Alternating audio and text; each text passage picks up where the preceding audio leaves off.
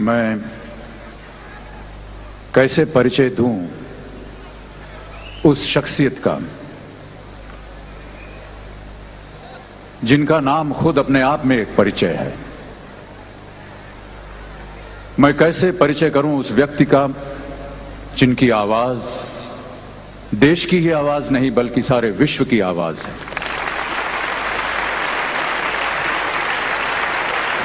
निस्संदेह एक ऐसी आवाज जिसे सही मानों में वॉइस ऑफ द मिलेनियम कहा जाना चाहिए।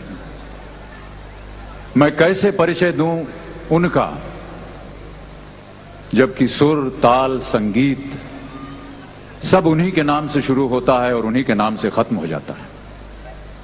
मैं कैसे परिचय दूं उनका जिन्होंने विश्व भर में अनगिनत खिताब पाए हैं, अनगिनत रिकॉर्ड्स कायम किए हैं। इस अमूल्य रत्न का मूल्य कैसे किया जाए?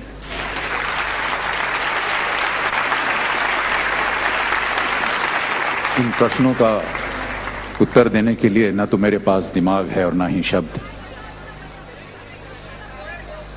हमारे पड़ोसी मुल्क के लोग जब कभी हमसे मिलते हैं तो कहा करते हैं कि हमारे पास वो सब कुछ है जो आपके पास भारत में है, बस दो चीजें नहीं हैं, ताजमहल और लता मंगेशकर।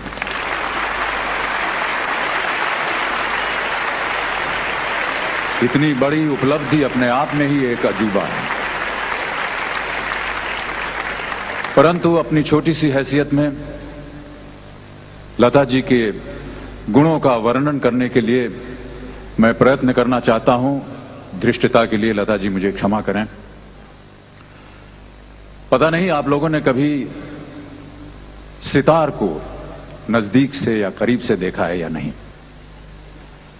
सितार के ऊपर कई एक प्रमुख तारें होती हैं जिसे खींचने से और उस पर उंगलियां फिराने से सितार बज उठता है, उसमें से सुर निकलती है, आवाज निकलती है। इन प्रमुख तारों के नीचे भी 10-12 और तारें होती हैं, कुछ पतली सी, जिन्हें कि आमतौर पर सिंपैथेटिक स्ट्रिंग्स कहा जाता है। और जब कभी भी सितार वादक इनकी धुन, इनकी ध्वनि सुनना चाहता है तो वो अपनी छोटी उंगली से उन्हें छेड़ता है और उनमें से ध्वनि निकलती है। लेकिन अक्सर ये होता है कि अगर प्रमुख तार को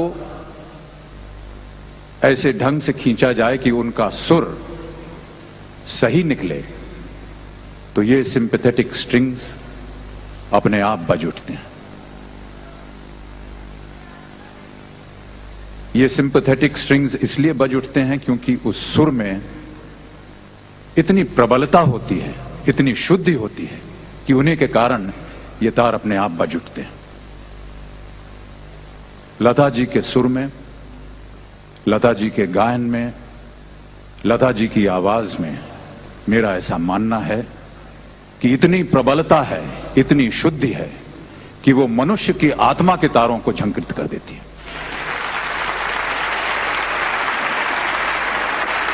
मेरा और एक अनुमान है कि संगीत के सुरों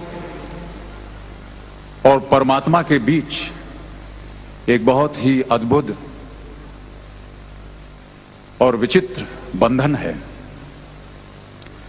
और यदि कोई ऐसी डोर है या कोई ऐसा तार है जो मनुष्य की आत्मा को परमात्मा के साथ बांधता है, जोड़ता है, तो उस डोर, उस तार का नाम है लता मंगेशकर। देवियों और सज्जनों, साक्षात सरस्वती के इस रूप को मैं शत शत प्रणाम करता हूं।